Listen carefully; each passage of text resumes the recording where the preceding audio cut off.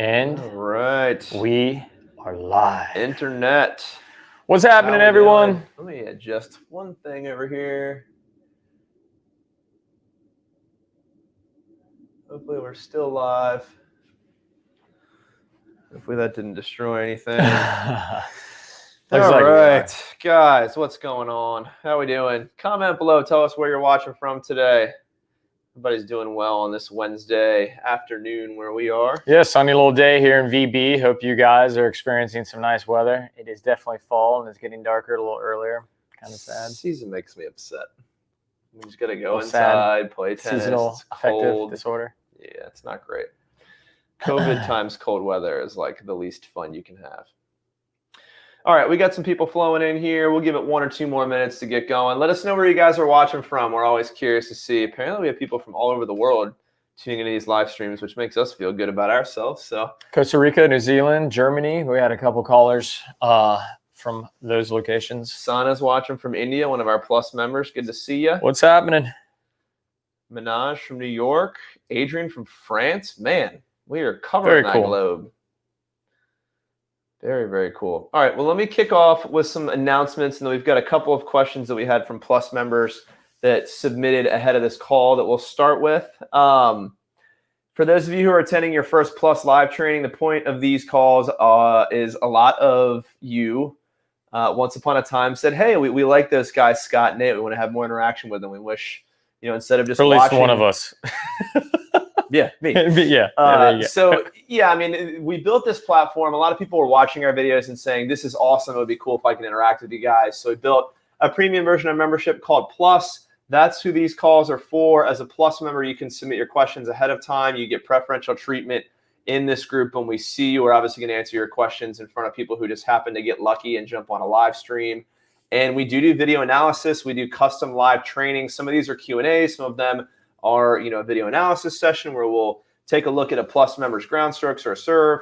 And then other ones have specific topics. We've got one coming up here in a couple weeks. And I'm going to be making a huge change to the Plus calendar today. So my apologies in advance if you looked at that calendar and already blocked some stuff off. Got a couple things that came up.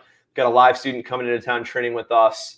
So just a couple of things are going to move around. So be sure and check that out. The video analysis call is actually going to be pushed back. Sana, I know you're the most excited about that because you've sent your video in a while back. I know Nate sent you some stuff, but we'll be doing that in November, I promise. So with that in mind, let's go ahead and give this a go. Jackson says, dang, I'm only watching from Cali. Cali's still all the way across the country, man, in one of our favorite states that isn't the state we live in. That's right. So as always, feel free to jump in and ask some questions here. I do have 2 from our Plus members that I need to tackle first, and I wrote them down because I'm organized. So Richard from Atlanta, Georgia. What's up, Richard?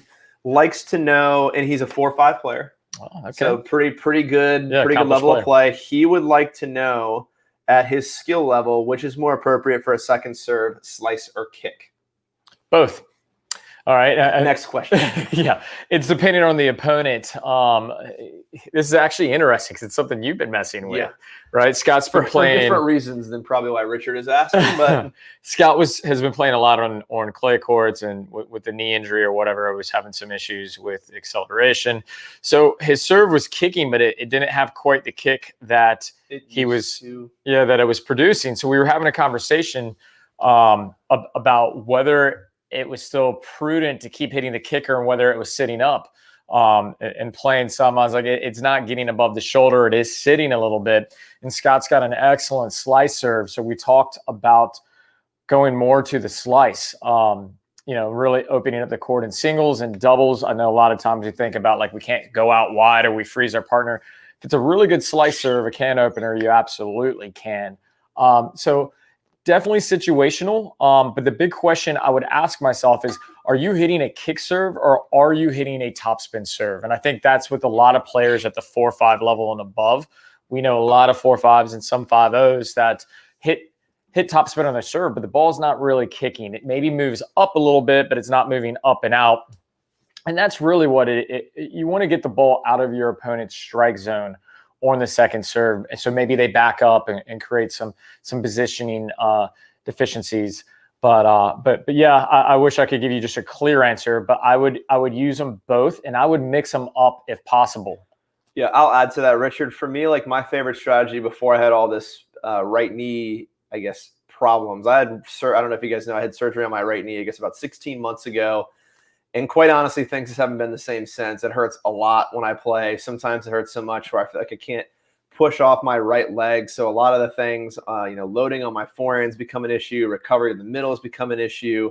Pushing off to get that extra jump on my kick serves become an issue. So with all that in mind, I always, when I'm playing singles, really like to start the point with my opponent out wide. I can use the dry erase board here, I guess. Best case scenario for me, the thing that I like the most about being the server is that I get to start, close to the tee or in position in that middle third of the court that we always talk about, inside these lines. We get a new marker, by the way. We had feedback that our old markers weren't showing up well enough on camera, so we got these big, thick markers for you. But so what I like about and what you should like about serving is this is the only time in tennis where you get to start in position and your opponent kind of has to start out of position. So if you can serve that ball out wide, guess what happens? This just gets better, right?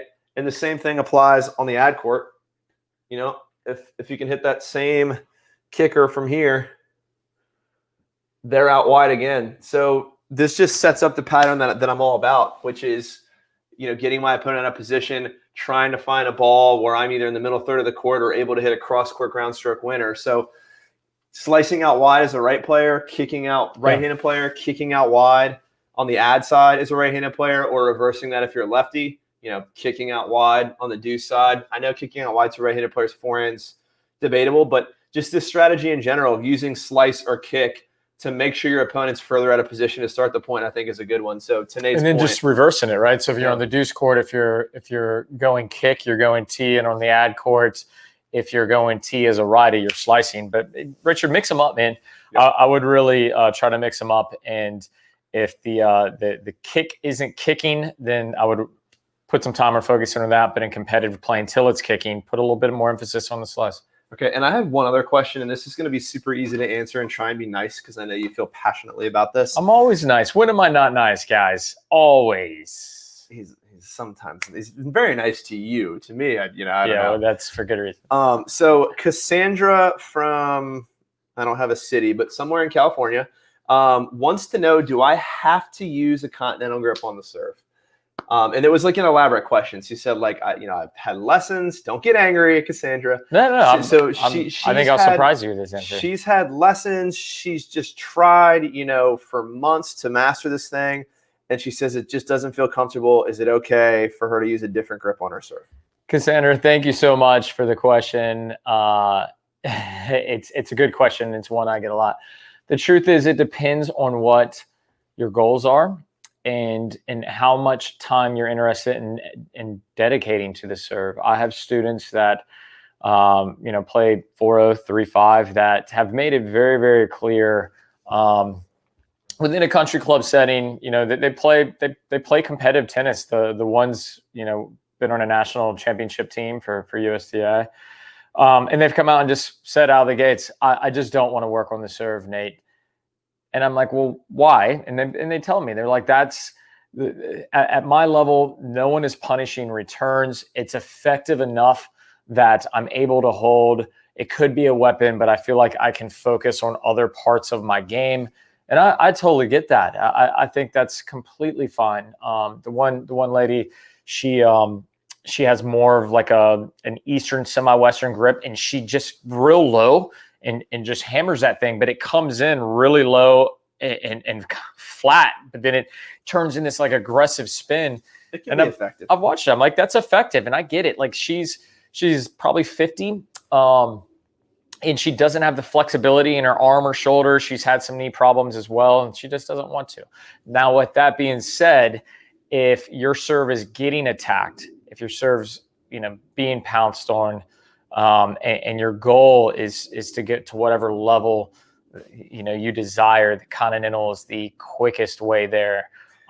There's definitely a ceiling if you're not using continental. Yeah, that's what I'll add to it. So it's exactly what Nate said. It depends on what your goals are. If you're content with where you are, And the goal is not improvement. Maybe you're just playing tennis socially. You know, maybe you're happy playing in a 3-5 league. All your friends are there. God forbid you move up to a 4-0. And, you know, we get that. Like, that's a thing. Like, we're not the coaches that say, look, your tennis journey has to be all about improving and playing at a 5-0 level. Like, it just depends. But, I think from a coaching perspective, it would be very difficult for us to get you past a 3-5 level, particularly with your serve, until you made that switch to Continental. So be helpful. So Cassandra, hopefully that helps. Thanks for the question. Yeah, that was really good. And again, that's from our Plus member, Cassandra. Now to the wall of questions here. So before we go there, how do we not talk about the French Open, right? Guys, what are your thoughts on the French Open, on Rafa's absolute domination, serving Novak bagels in that first set? Were you surprised? Who were you rooting for? Who's the GOAT? There's so many questions surrounding this. Sidebar to that conversation too. Like 3-0 in the first set, I sent Nate a text and I was like, well, this is going to be a bloodbath. And Nate was like, no. Like, Djokovic will settle in and things will pick up. Not so much. Maybe a little bit in the third set, I guess. I'm sure you guys have been reading everything else. I think if you asked me why was it so lopsided, I think there were multiple things that happened. I think Goran, Novak's coach, Goran Ivanisevic, the strategy of of executing drop shots, I think that was misplaced. I think it was something to try, but I don't think he was winning the match on drop shots. But then the responsibility also goes to Novak, where it's like, why do you keep trying to implement a strategy that's not working? Like, he's the #1 player in the world. Use your down the line backhand, grind. Why did he stay with the strategy for so long? And then thirdly, going back to Goran. I know why. There's no strategy to beat that dude. On clay, it's tough. But he's beating him on clay. What's your strategy for beating Rafa on clay right now? But the worst part is that's on like fast, cold clay that plays more like a hard court. Like, with new balls. The dude's just comfortable on that red surface, man. And then the last piece is Goran making the statement that Rafa had no chance against Novak. Yeah. And it's like, hey, way to put Rafa's instant pressure. You guys out there when you're playing and your league captain is like, hey, we really need to win on court 3. We know you normally play 2. We're going to move you down there. We got to have that W. It's basically what Goran did to Novak. It was like, there's no way that he's losing to Rafa. Yeah. Come on, Goran. I like Ivanisevic, though. All right, there's a lot of people saying Novak was not mentally tough enough. I'll tell you, man, Rafa's just too good. I don't hold it against Novak at all. Like, the best of all time, I think, is experiencing a similar. Like, Nadal played out of his skull too. The dude made like 3 unforced errors in the first 9 games of the match. For everyone, for a quick lesson from like the mental toughness of Nadal, to me, obviously things were decided in that first set. But here's where it's the most evident. Novak is serving 2 times where he's up 40-love. Doesn't matter. And he's hit like 8 winners, and Nadal tracks the ball, and he gets it back. And every point like it's match point. And all of a sudden Novak said, deuce. So there's no lead that you can remotely get comfortable in. And when you do that, you kind of break somebody's will. You can break somebody's will in the first set, right? Like, they kind of mentally know what their number is, and they're like, I'm not willing to hit 12 balls every point. I mean, I just can't imagine mentally having to hit 17 winners to win 1 point and then do it again and then string that together to win 3 out of 5 sets against. It's like playing an actual wall. Like, everybody makes the joke, like, it's a human wall. Like, Nadal, you have to hit the most aggressive wall in history. Yeah. A wall with heavy topspin. All right, so let's dive into some more questions here. Robin, hey there in Plantation, Florida. Hey, Robin. Yosef in St. Louis. Good to hear from you. Richard, what's going on, man? It's been a long time since we chatted with you. Or I think now you have a YouTube account. Before, you just showed up as like Facebook user and you were watching it inside of our Plus Live Facebook group. Is this Richard Herskowitz? Yeah, our man. What's up, Richard? Manaj from India. All right, let's dive into some questions here. And I learned last week that I can do this. What? How cool is that? So Francis asks, what is the best play to win in doubles as the server? Yes. Dibs? Yeah, get it. Sweet. I'm going to answer it in 2 ways, both of which I hope you'll find useful once I clean up my mess here. It's a lot of a mess, sorry. Keith, also, if you're watching, Keith Nichols, let us know how you feel about our huge markers and if you can see what's going on here. All right, Dubs, let's get down to business here. So, all right, let's party. So, you are the server down here, this little white dot. As the server, the best play, in my personal opinion, is there's 3 options. I'm going to give you 3 fantastic options. And the first option is your partner a beast up at the net? If you've got a partner up at the net who is really aggressive, really comfortable poaching, is going to get involved whenever you can get them involved, the absolute best play off the serve is going to be to take that ball up the tee. And I'll tell you why. We talk about this a lot in our Doubles Movement Mastery course. For those of you, you Plus members, jump in there and look at the Doubles Movement Mastery course. We cover this in a lot more detail.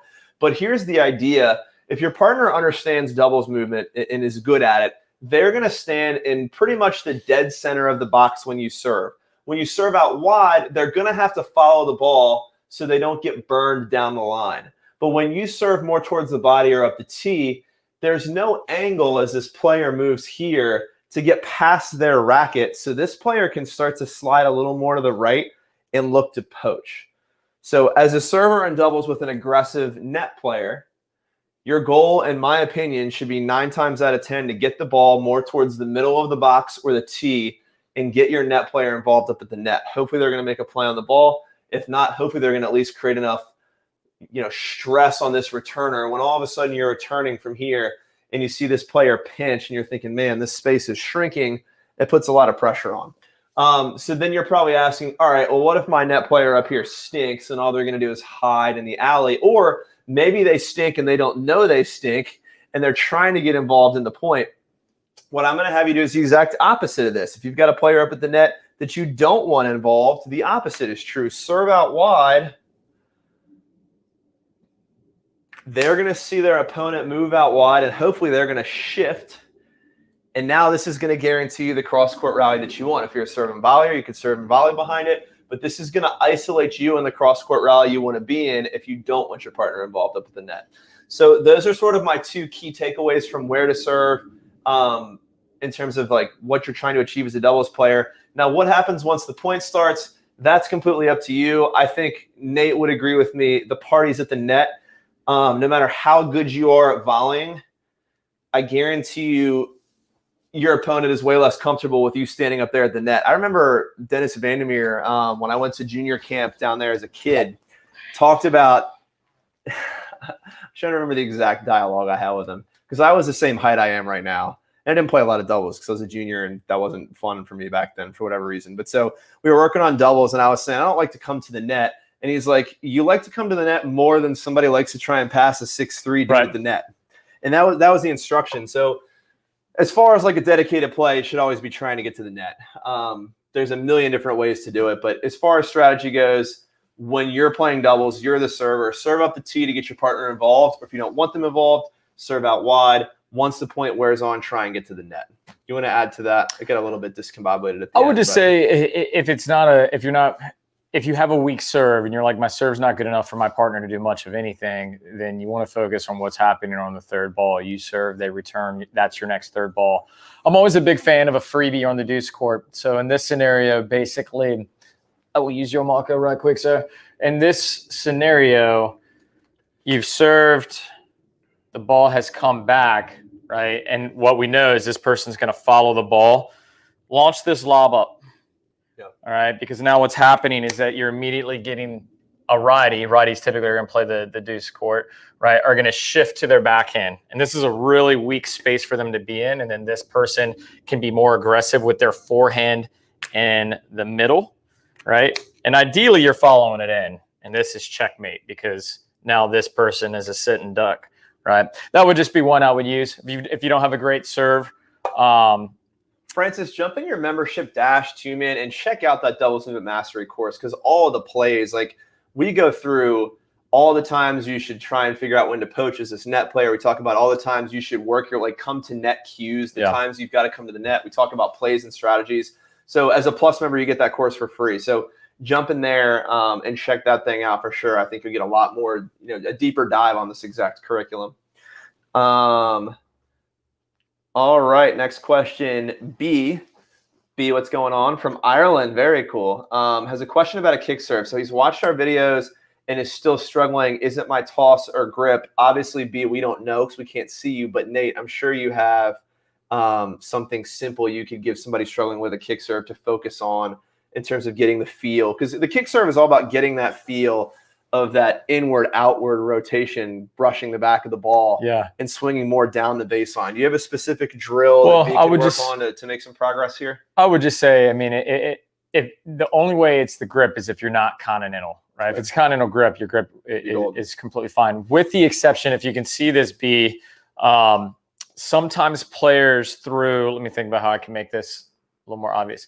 Sometimes players take the racket, and instead of allowing the racket to get down their back, they'll turn their wrist, right? We talk about that being waiter's tray. Make sure that's not happening. Make sure your wrist is staying neutral like you would for hammering a nail.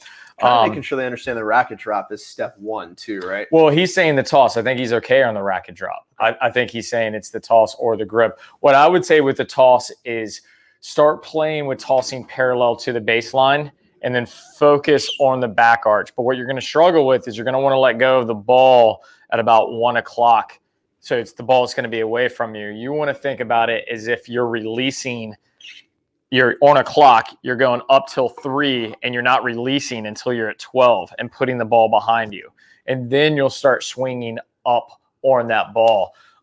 Sometimes that kind of angular motion can really throw people off. Scott and I have done other things to where if you struggle with that motion, you can start your hand directly at one and focus on tossing to your back pocket. But those are the things that I'd really put into emphasis on the toss. About 90% of the time, most people, if the grip's right, they're getting into their racket drop, but the toss, they can't find the toss in order to produce the spin. I know for a lot of the players we've worked with too, you may think you're tossing in the right place. Let the ball bounce and see if it's actually going where you think it is. Because without a coach there to correct that, I know a lot of times, even personally, I thought I was throwing, 1 o'clock toss to hit a flat serve, and I let it bounce, and sure enough, it's listening more towards my body at 12. Right. So, make sure your toss is actually going where you think it is. If you can get on camera, that's best case scenario. If you can get video footage of yourself. And if you can get video footage of yourself, submit it to us as a Plus member, and we'll take a look at it. It's a great question, though, B. Thanks for it. Appreciate it. Sana, all the way from India. How does Nadal get so much angle shots near the net? What type of training goes into these guys? Do you want to address this? Yeah, am I following? How does Nadal get so much? He's asking how is he generating such short angles with his ground strokes? No, he's saying near the net. But I think he means the ball's bouncing near the net because the angle is so short. Or maybe I'm reading that wrong. Sana, will you clarify that? Yeah, Sana, we'll come back to that question. Just clarify exactly what you're looking for there, and we'll come Are you talking about scrambling up to the net and being able to play a short ball at an angle, or are you talking about what Scott's saying, a ground stroke from behind the baseline? Answer both. Let's just answer both. Sana, don't worry about it. We're going to give you the answer to both of those questions. So I'll talk about when he's at the baseline. You can talk about short because Nadal can definitely do both. Yeah. Nadal, as you may have noticed, has the most topspin of any tennis player ever to walk the face of the earth. He has a follow-through that most of the time goes back behind his head because he's brushing so aggressively up the back of the ball. So that spin is going to allow you to create much sharper angles because somebody who hits the ball flatter like me, when they're pulled out of position, I can't generate – this is just a mess. Hold on 1 second. I can't generate that same type of angle because I need the spin to keep the ball in the court, right? So if you're hitting the ball flatter – let's get these guys out of here. If you're hitting the ball flatter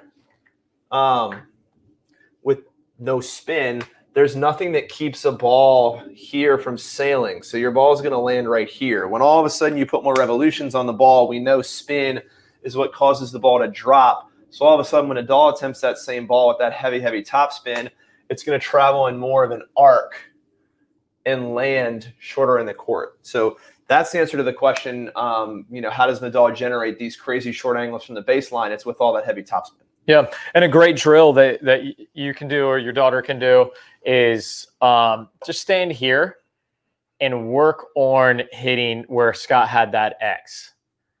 As soon as he gets his big head out of the way, I'll That's not write nice. an X. It's not nice at all. So just drop feeds and try to hit ground strokes hit there, right? So starting here and hit there. Then move back and try to do the same thing.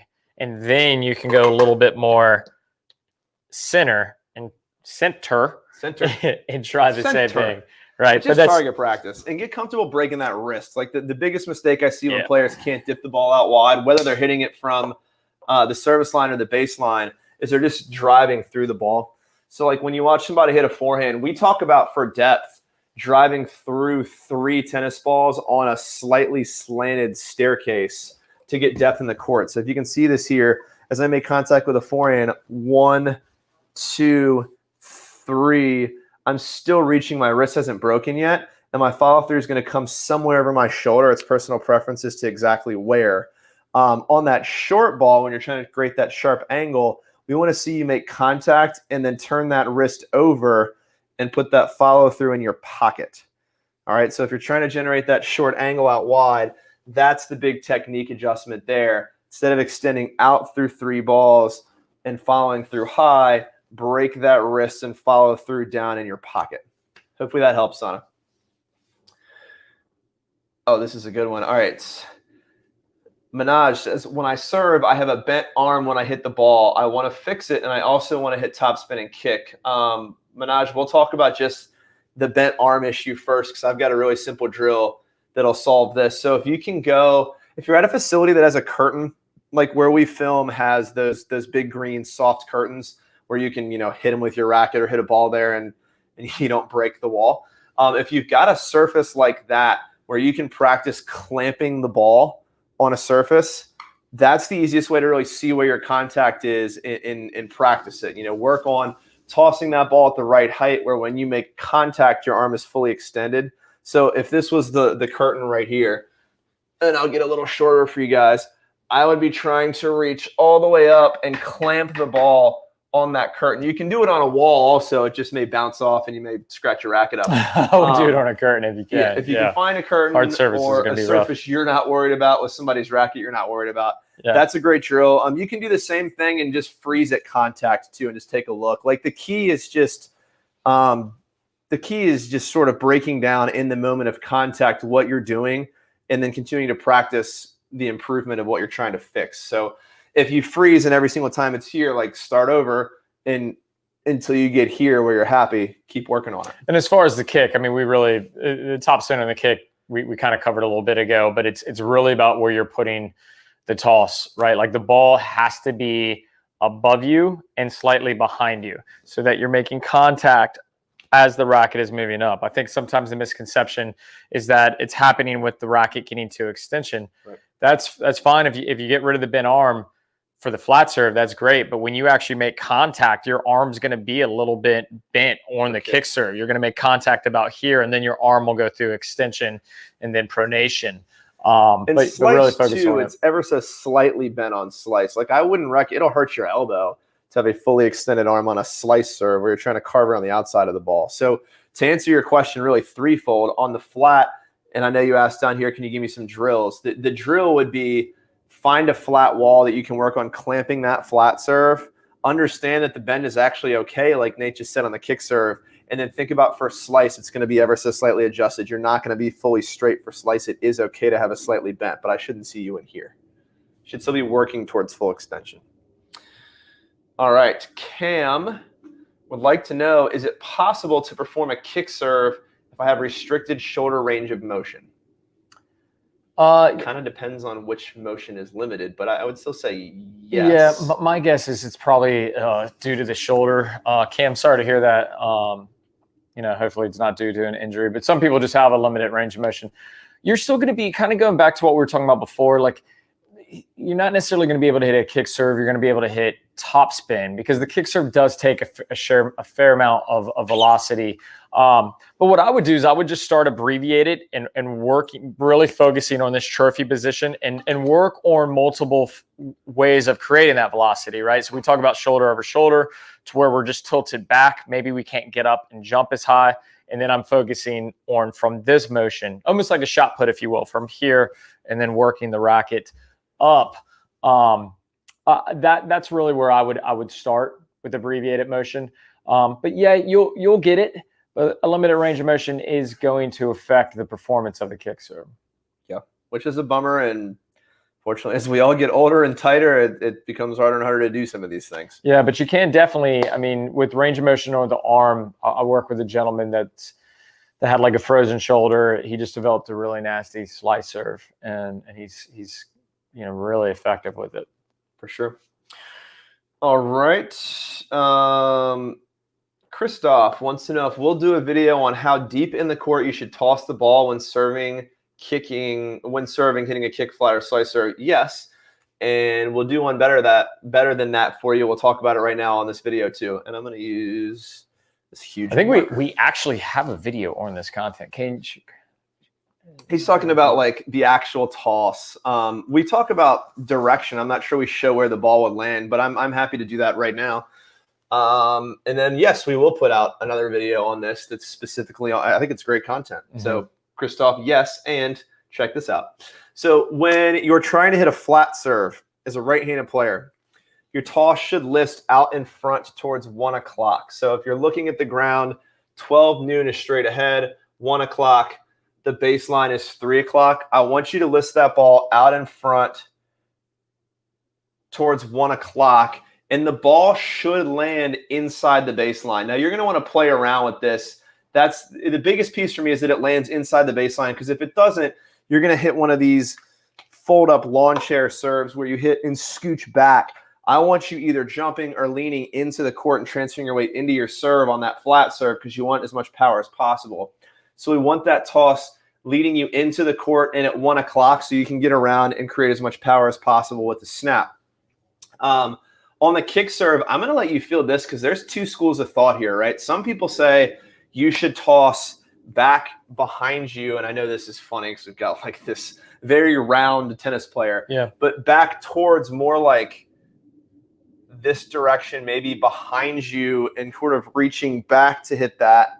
And then I've heard other coaches say, more just directly over your head. I know a lot of it has to do with mobility, but what are your thoughts here on a kick serve? Obviously behind you, yeah, it's not going to be this. You're not going to lead way out in front with a kick serve. It's got to be something where you can create that brush. Yeah, so I think, Christoph, what you're asking is how deep in the court you should be on each particular serve, and it's very simple. You should be in the court on all of them. Well, but he's asking on the toss. How deep should you toss the ball? So for the kick serve, not into the court at all. Okay, so if that's what you're asking, I mean, I'm going back to like a limited range of motion. You would put the serve above your head. You really want it behind you, though. Yep. You want it listed behind you. Now, here's the nice thing, though, and this is sorry for misunderstanding, but this is how I interpret it. If I'm tossing for a kick serve, I still want to end up in the court. And I think what people get thrown off is the part that's the most difficult thing on the kick serve is that although you're tossing behind you, you're still leaning into the court significantly, and that helps get the ball behind you. So maybe I've tossed and the ball should just come down on my head if I don't hit it. But as I lean in, it gets more significantly behind me. So I'm jumping forward and putting the ball behind me, and that's how we're getting a really effective kick serve. Now my arm's catching it, and it's getting all this forward momentum out towards the court. And that same advice applies to the flat serve we just talked about. So think about this. If you've got huge vertical and you're using your legs a lot and you're jumping really far up and out where you're hovering over the baseline and you're actually right here when you're reaching up to make contact, then your toss should probably land all the way up here so that when you're in the air right here, you're still reaching out to make contact with that toss. So a lot of this just depends, particularly for flat and slice, how much legs, how much energy you're going to put in, how far you're going to jump into the court. And then exactly what Nate said for kicks, same concept. you know, if you've got huge explosion, the goal is just to put the ball sort of directly behind your head, but that's going to vary depending on how far you jump into the court. The goal is to get it there when you're in the air, getting ready to make contact, not where you are when you start the serve where you're standing still. So hopefully that helps. Let's see here.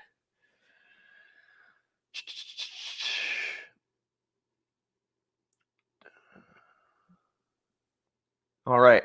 How do I become more stable on my return of serve? You want to just cover some of the basics here? It's obviously a broad question, but I'd love to go over the grip, because I think that's where I see the most problem, the grip and the split step.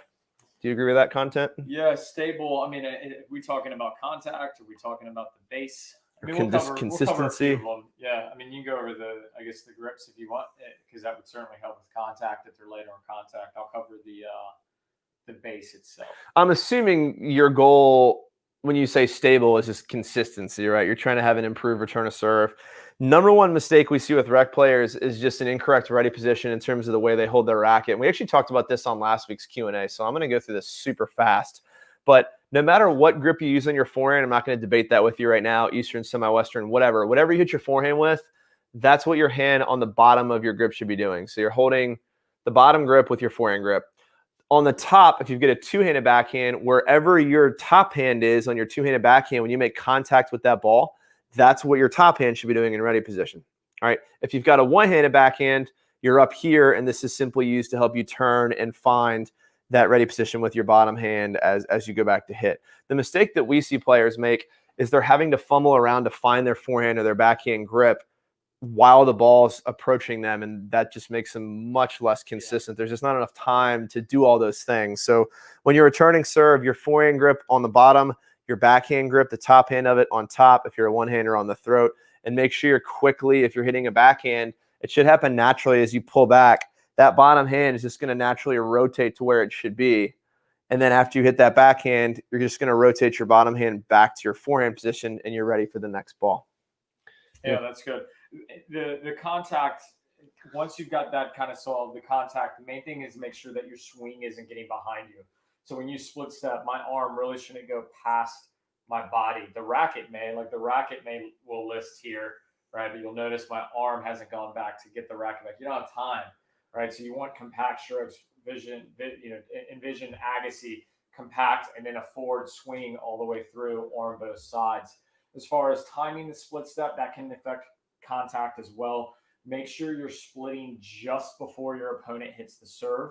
A lot of times people are jumping too high or they're just not split stepping at all. Remember, the split step is about an athletic base. So if we're talking stable, when I land, I want my shoulders just outside. I want my knees just outside my shoulders or my toes. So I'm ready to shift weight left or right. I see that mistake a ton. People think they're split stepping, but they're just bouncing all their weight to their heels, and they're not actually ready to take that step. Yeah. The idea of the split step is you're throwing your weight forward on your toes, and then immediately when your toes hit the ground, you're reacting to wherever that serve went. I'll throw in one more piece of bonus content here that I think will help improve your return. And this actually is a change I made in the last 3 years. I noticed I had the best return match of my life, and what was happening is I was just really zoned in on paying attention to that server on the other side of the net before their toss went up. So for me, the mental process I'm going through when I return serve is the second that server sets their feet at the baseline and starts bouncing the ball, my eye is going to lock in on that ball. All right. I know that seems weird. It's like, well, I don't need that information. They're just bouncing the ball. But that's going to sort of get my brain in the right mindset of, all right, I'm now watching the ball. And then the second I see that toss go up, now I've got this visual cue to make sure I'm split stepping every time. I have really bad ADD. So for me, it's hard to remember. Yeah, it's hard for me to remember just to split step every single point. And even players without ADD, sometimes we just don't do this. And then all of a sudden our returns doo-doo, and we wonder why. We forgot to split step. Yeah. So this is important. Give yourself a visual cue. Give yourself a routine that you go through to make sure you're always watching that ball and split stepping at the right time. Hopefully that helps. Alok wants to know, to summarize here, basically he's losing to players that are hitting sharp knife slices. You talked about this a little bit on last week's call. What's the quick diffusion for somebody that's chipping the ball at you too much?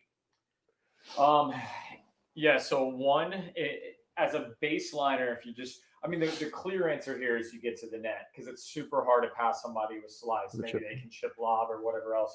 But if you're not super comfortable with the net, I would change the way you're playing them on angles. A lot of times, people that are really efficient at slice like being on the outer thirds of the court because they can get more on the outside of the ball. They can increase slice, and they can then create a sharper angle, whether it be down the line or cross court. Because you got to remember, angles create angles. So a strategy I would use, especially if you hit big topspin, I play them dead down the center of the court, big heavy topspin, and make them figure out how to change the direction of the ball from there, test their shot tolerance. And a lot of times you'll see people that slice a lot will start going to the drop shot. But if a drop shot played straight on isn't nearly as efficient as a drop shot that's played on an angle. All right. So if you are okay at the net, get to net. And if not, play big and heavy through the middle of the court. That would be my two quick takeaways on how to beat the knifer. I like that. Cool. Here we go. Dom asks. Hey, Dom. Oh, and Dom plays the drums. Fun fact, I played drums in a band for 9 years of my whole life. Decent band, too. Played at like 930 Club in D.C. I don't know if you knew any of this. Yeah. Good at other stuff, too. Fun fact, internet. All right. What's the right angle the player should position for the return of serve? Does it help to try to match the angle where the ball is coming, having your body and racket facing the opponent? You or me? You. Because you don't understand the question? I'm reading it. Scott speeds like he talks like he's at an auction, so I'm like, what? Yeah, my brain moves faster than you. I'm not sorry. All right, so yeah, as far as the right angle the player should position for the return of serve, what they're talking about is you're on the other side of the net, I'm returning. Should my shoulders be facing my opponent? Should they be facing the wall next to me? What's the angle my body should be facing? A lot of this is personal preference to some degree, but I will give you some guidelines. So if you're returning right here, I do think squaring your shoulders up to where the contact point on the toss is going to happen makes the most sense. You don't want to stand, if you're returning serve over here, with your shoulders completely parallel to the baseline. I would list more, I'll use a marker here. So instead of this would be parallel to the baseline with my shoulder angles, I'm going to turn on more of an angle here and face my shoulder blades more towards my opponent, if that makes sense. Do you have anything you want to add there? I don't know if there's a whole lot of instruction there to be given. I think it's ultimately, I think sometimes what gets confusing is like hey, Nishikori, you start like that with a leg up and then you're working towards your split. I mean, that's good clarification. Sorry, I'm talking when I'm split stepping, that's where my shoulders are. What you do before that, I'm not sure matters a whole lot. Yeah. And the main thing to know is like when you step out to the ball, your shoulders are going to pivot. So it doesn't necessarily mean that you need to start at a pivot, like that you're already at like a 45. But if I split step and I stay square and the ball breaks to my forehand, when I step out with my right foot, I immediately get on a 45 regardless. So either which way, you're going to be fine. It's personal preference. You'll see Kay, kind of line up at an angle. But by the time he splits, he's square and then he's pivoting again. Yep. Hopefully that helps, Dom. I hope that answered your question. All right, Dylan. Hey, Dylan. Wants to know the best drills to practice serves, just reps. I'll tell you, it depends what you're trying to achieve. If you're done working on technique with your serve, then it's target practice, right? And it is just reps to get more comfortable hitting this particular zones on the court. But, there's a million answers to this question if you're trying to work on something specific. Yeah. Targets are huge. I like playing games, like play a game by yourself if you're out there practicing your serve. Like put yourself in a realistic situation. Tell yourself what you're going to. I'm going to hit kick T, all right? And if you miss that serve, you lose the point, right? And play a game like that where you punish yourself for missing the target. Then you can take it a step further to where like maybe you don't lose the point if you miss your target, but if you double fault, you lose the point. And you play this game, 15 love, 15 all, 30, 15, whatever it might be, in order to put real-time pressure on your serve. We play sets with just one serve. Like when I was struggling with my second serve, Nate and I go out there and play a set where we only get one serve. So there's immediately, I know so many of us deal with this pressure of like, oh my God, I'm going to double fault. and you get really nervous on your second serve, you can go create that in a practice match with your buddy today. Just go out there and play a set where you only have one serve. I immediately, on the very first point, was like, oh, okay, here we are, second serve to start the match, right? So there's tons of drills like that you can do to put yourself under pressure if that's what you need to practice as well. Roberto, what's going on? Good to hear from you, my man. Is that our friend from Costa Rica? Costa, yes, indeed. What's up, Roberto? This is a harder question, so I'm going to force you to answer it, which is the best part about being in charge of fielding the questions. You can take the ones you know the answers to and then shove the hard ones off to Nate here.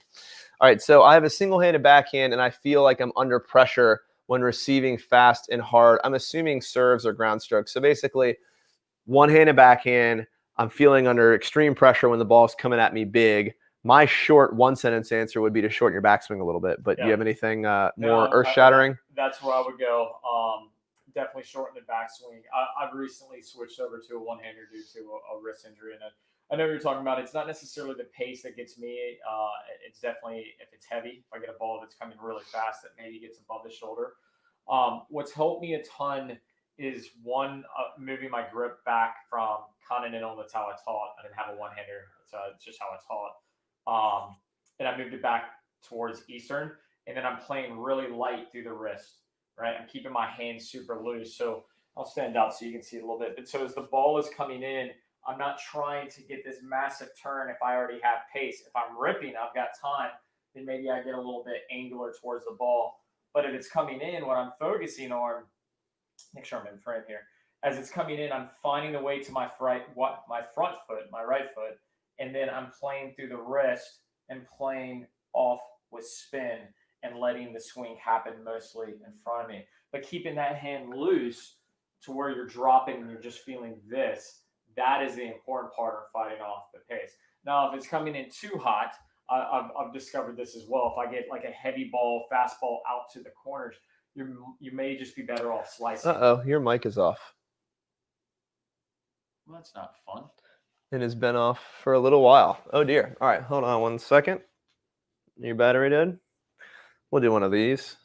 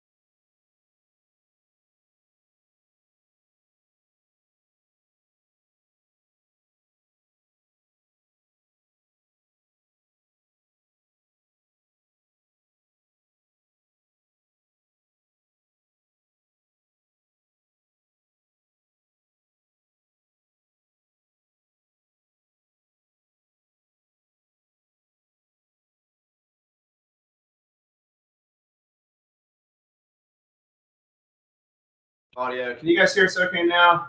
I don't know that I'm ever going to use these microphones ever again. Talk to us now. These mics are garbage. If you can hear us now, let us know. Sorry about that, guys.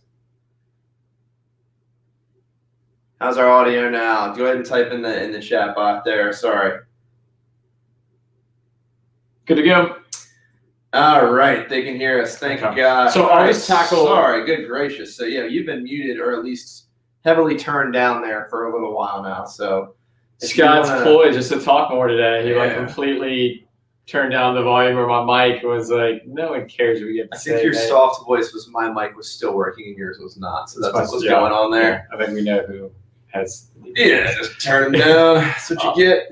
All right, so let's pick up back on the single-hander. I'm assuming that's where probably about where we lost everybody. So the idea there was to shorten the backswing on the one-handed backhand. And something that's helped me a lot is from switching from that continental grip on the one-hander over towards more of an Eastern grip or in that backhand. And for you guys that don't know, I've recently switched from a two-hander to a one-hander due to an injury, so I've been playing with it a lot. And what I find is when I'm getting pace, I'm less focused on an angular strike to the ball. Like I'm getting more of a coil if I have time and really unloading to the ball.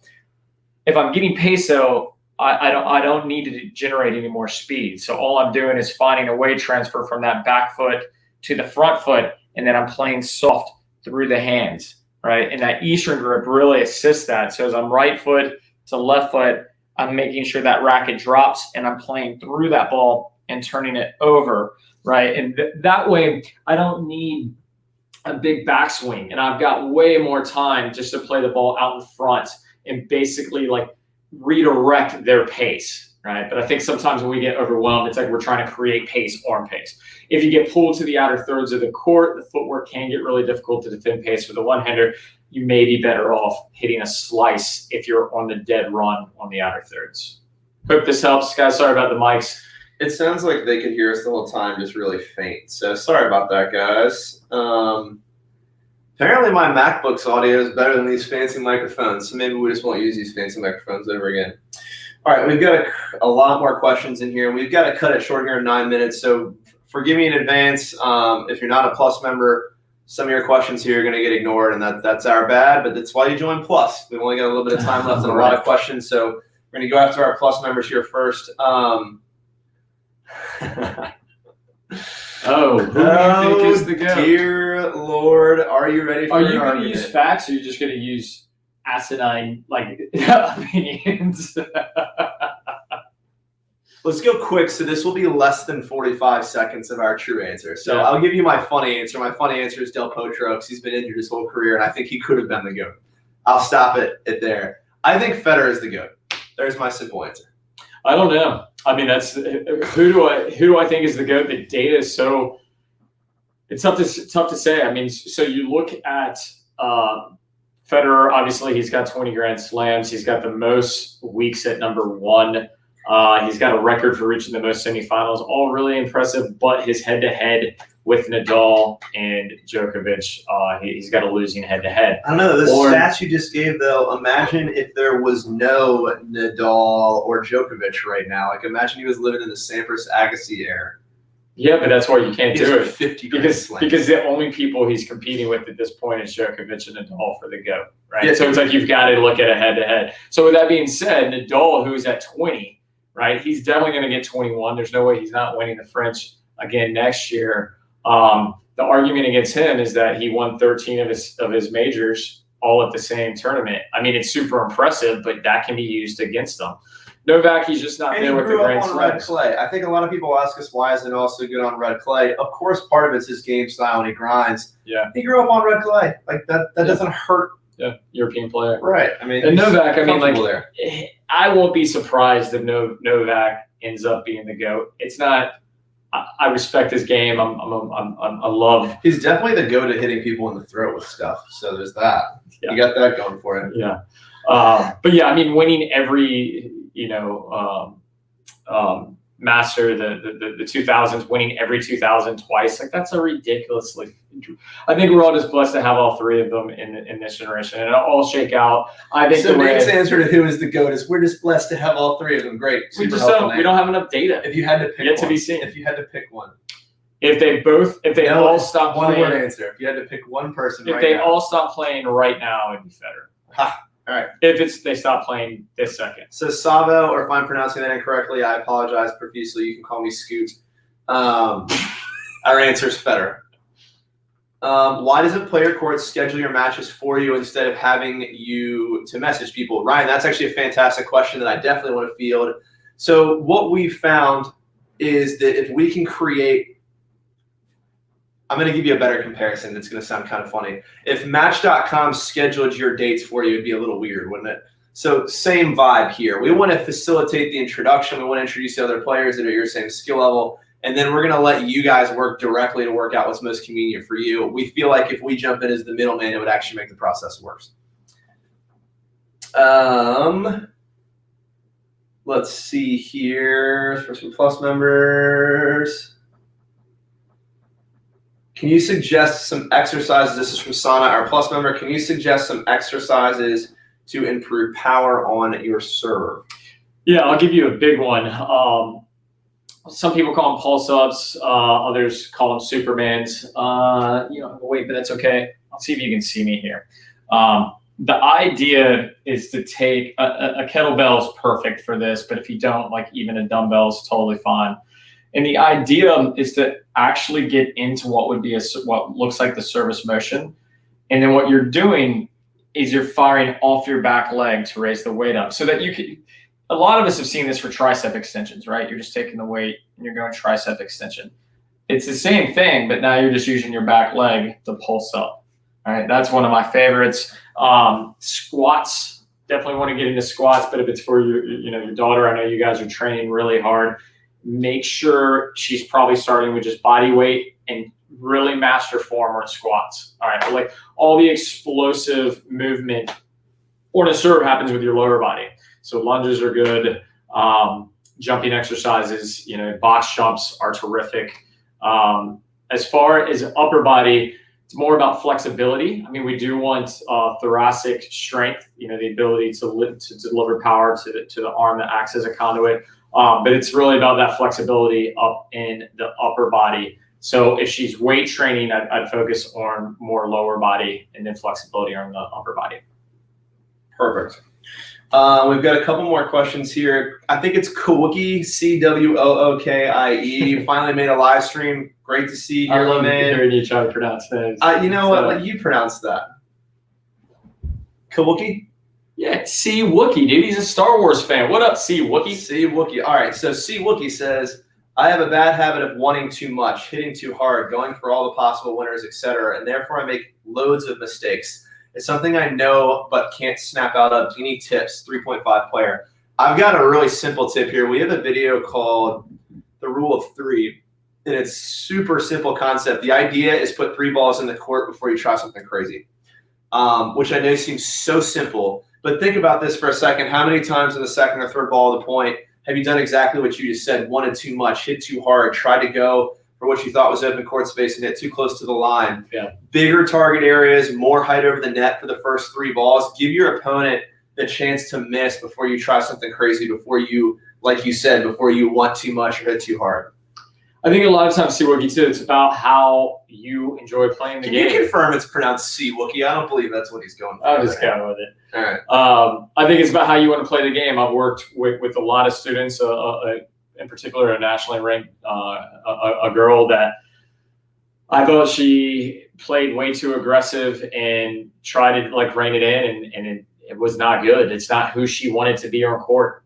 I'm the same way. I don't have a lot of patience to hit 12 balls in a rally. I like going for shots. I like being way more aggressive. So I think Scott touched on that perfectly. If that is who you are, 1, focus on developing more spin to give you safer margin. But 2, if you hit hard, you just don't have to go for small targets. Right? Like as the old saying goes, you can hit hard, you can hit at the lines, but you can't do them at the same time. Right? So just rip that ball, but go for much, much bigger targets. And if you do want to play a smaller target, then it's going to take some practice. You got to get on the practice court and get some reps on that specific shot because you're just not going to summon it in a match. Cool. All right, we have time for 2 more questions here. Then we've got to shut it down. We've got a video shoot to get to give you guys even more great content. I'm going to try and run through this as quickly as humanly possible. When should I switch from cross-court play to a more risky play down the line? So I'm going to break out. Oh, this is great. My trusty marker here. You're playing singles. You're in this cross-court rally. You served. You're in this cross-court rally. You're trying to decide when can I take the risk and go down the line. And the question you need to ask yourself is you're trying to play offense. So when are you actually in an offensive position? If you're in position, and I'm just going to give you these as guidelines. If you take the court, each half of the court, you break it into chunks. So you've taken the ad side, you split it in half. You've taken the do side, you split it in half. The inside chunks are where I would consider you in position and ready to play offense if you're not being pushed back. All right, so if you get a ball that lands in this middle third, it's not yanking you really far forward or pushing you really far off the baseline. This is when you're in a great position to attack and play offense. Attack and play offense is down the line, or there's other options, but this is when that down the line idea is a really good one to try. It is not a really good time to try it when you're pulled outside of these chunks, because what happens is you're hitting the ball the shortest distance down the line. And while we all wish the ball landed in here, a lot of times it lands somewhere more like this. And while our opponent, after they've hit this ball back to us, the last thing we saw is them here. So we're seeing all this open court space and we think this is smart. As they're recovering back to the middle of the court, by the time we make contact and hit that ball right here, they're only a couple steps away from taking this ball we've hit down the line and redirecting it across court. So the biggest mistake we see, and we talk about this actually in our single strategy and tactics course for you Plus members, dive in there and check that out if you want a deeper dive on some single strategy and patterns. But the biggest mistake we see rec players make is hitting down the line or trying to play offense when they're on defense or out of position. So when you're pulled out wide, when you're on defense, this ball's got to go back cross court or high. When you're in position, when you can set your feet, where you can step in and transfer your weight, that's when it makes sense to take that risk and go down the line. Anything you want to add to that? I know we're on a tight timeline here. Yes, I do. If you're here, you should change direction. That's true. Yeah, if you're inside the baseline, you should change direction. You should be aggressive, and you should be looking to play offense. Right? So like what Scott said, if you're back here, that's defense. Like you're too far away. It takes too long to get the ball where it's at. But anytime your feet are inside the baseline and you can get your feet set, right, meaning that you're stable, you should look to play offense. Perfect. All right, last question of the day, Victor. I like your dog, Victor.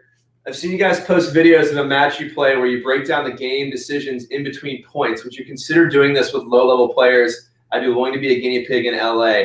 Heck yeah, send us our video. Cool, so log into your PlayYourCourt Plus dashboard. You're going to see there a place to submit videos. That is normally for us to get, grab video footage of your serve or your backhand to do video analysis on these calls. But if you want to send us some match footage, we'll definitely bring that up on one of these calls. So Victor, definitely, log into your Plus dashboard. You'll see the directions for submitting a video. Go ahead and do that, and we would be happy to help. Guys, it is a little after 2 o'clock here. We've got to shut it down. Trying to remember any admin Plus members. I am going to be updating that schedule in a major way today, so please don't be mad. Some dates and things are going to change. So be sure and check that out. It'll be done hopefully in the next hour and a half or two. So check it out tonight. You'll see an updated schedule in there. Don't forget for the next live training, submit your questions. And I think that's all I got. Got anything you want to say to the internet before we say goodnight? Thanks for tuning, guys. Always a blast on this live feed. Hope to see you next week. You won't be here next week, will you? No, that's right. Next week you're stuck with just solo. Nate. So you'll get a lot more valuable input. Suck if you don't turn up to that one. We understand. I'm just kidding. Come hang out with Nate next week. We'll see you guys soon. Thanks so much for tuning in. See you guys.